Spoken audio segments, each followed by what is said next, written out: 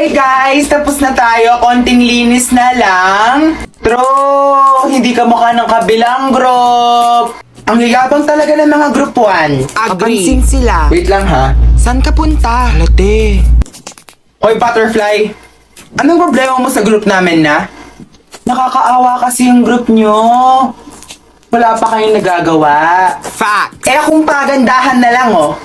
Ha? Bingi ka? Eh di wala pang laban, talong-talo na kayo.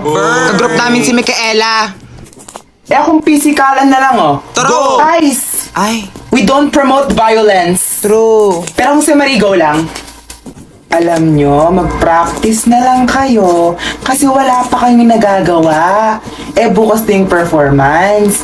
Baka masiro pa kayo. Well, deserve nyo naman. Period. Bye. Practice na. Losers. Konting linis na lang. Ouch!